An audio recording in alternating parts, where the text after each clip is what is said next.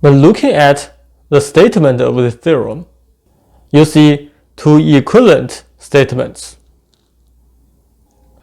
So statement number 1 is our goal. Well, the second statement is something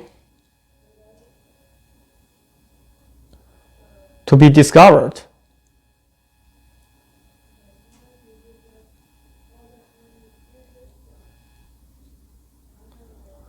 The first mathematicians will start with the study of the inhomogeneous differential approximation. They don't know the second statement yet.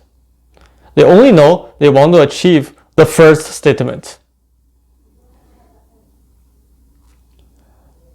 And they discover statement number 2 through the trial and error.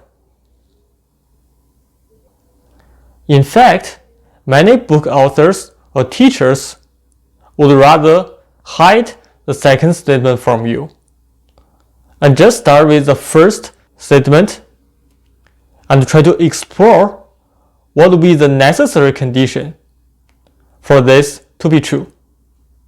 And somehow they will give you the second statement through their exploration.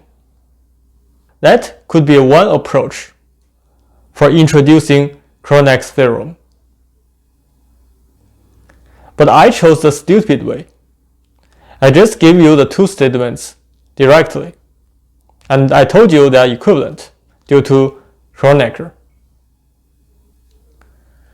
But I can't see which approach is better. Although hiding the second statement from you while exploring it gradually will provide you a lot of motivation and make it some sort of adventure in mathematics. It might confuse some beginners because after a lot of arguments, some people might get lost.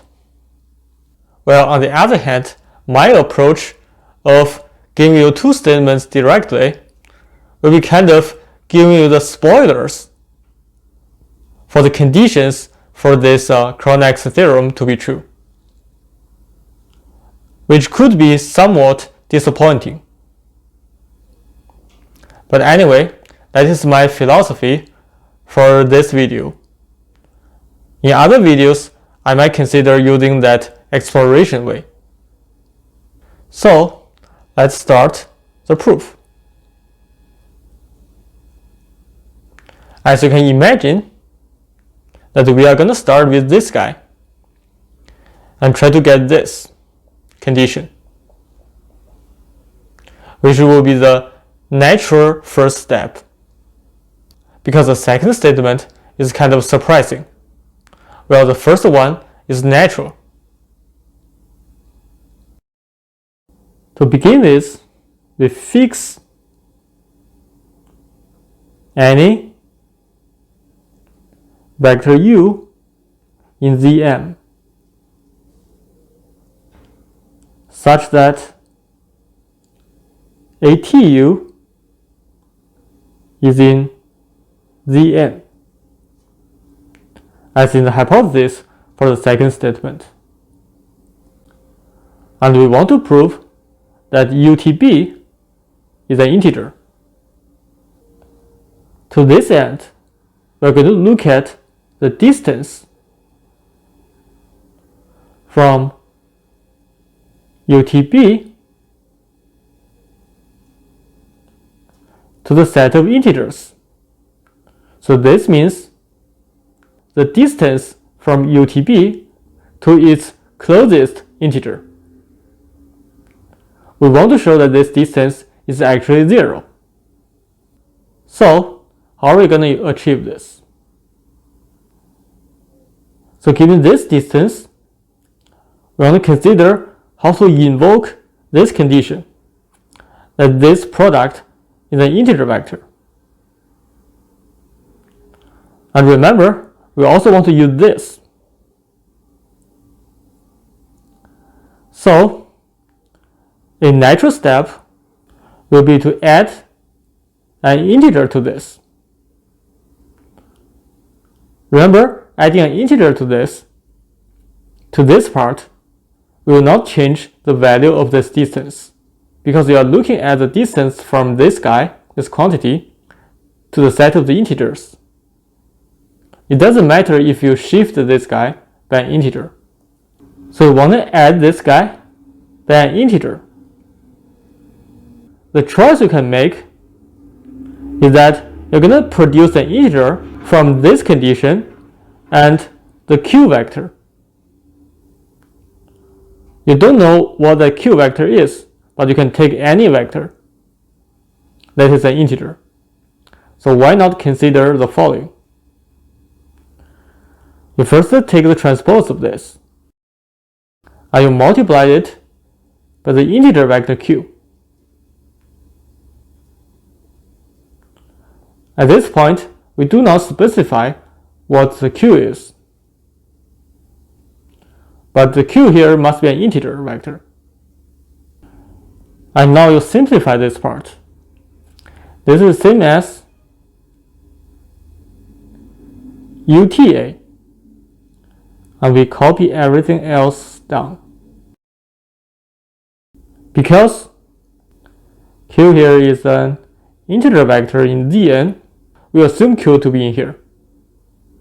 And this guy will be in Zn transpose, which means at this point this is really a row vector.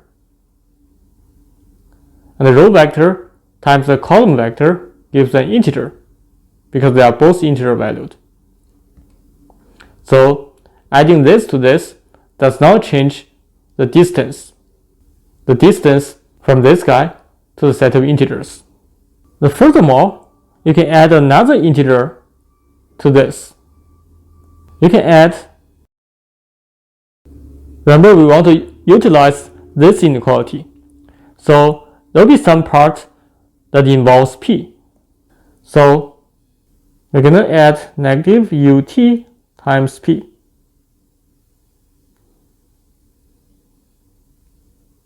P is in Zm, and ut is in Zm transpose. So this part is an integer, and adding it does not change this distance. And now, because this distance is equal to this for any choice of integer valued vectors p and q. So I should emphasize this is true for any p in Zm and q in Zn. We know that the last line will be equal to the infimum over all such possible choices for p and q.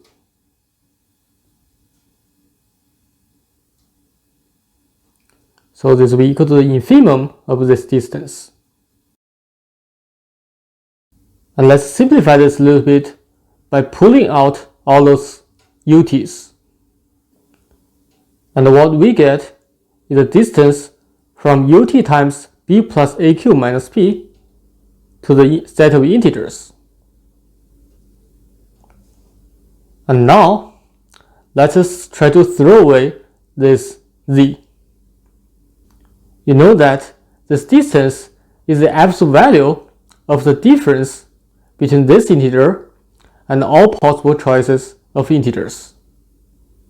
In particular, this guy will be less than or equal to just the absolute value of this integer itself, which means its distance to the origin, to 0.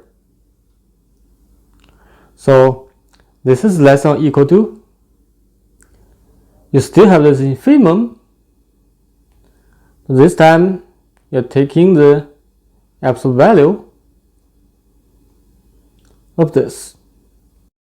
So what we just have shown is that this distance is less than or equal to the infimum of this thing, over all possible integer valued vectors p and q.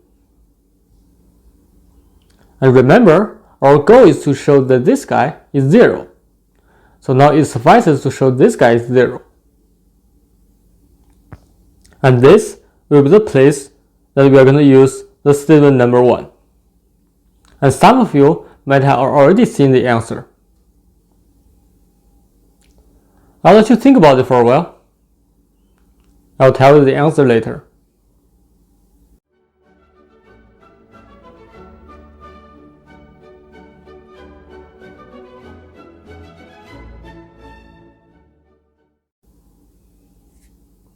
Indeed, this infimum, if you just look at this absolute value, namely this part is actually less than or equal to the little L1 norm of U times the maximum norm of AQ plus B minus P. So let me copy the infimum down in here. So why is this true? This inequality simply follows from the following. If you have the absolute value of lambda 1 times mu 1 plus the lambda m mu m, this guy will be less than or equal to the summation of the absolute values of mu 1 through mu m times the maximum of lambda i's, where I ranges from 1 through m. And this part is actually the L1 norm of this vector in the finite dimensional vector space case. And this part will be the infinite norm. This explains this inequality. And now, because this U vector is fixed, we can pull it outside of this infimum. So this gives you L1 norm of U times the infimum of this guy over all possible choices of integer valued vectors p and q. But what is this? This guy is actually 0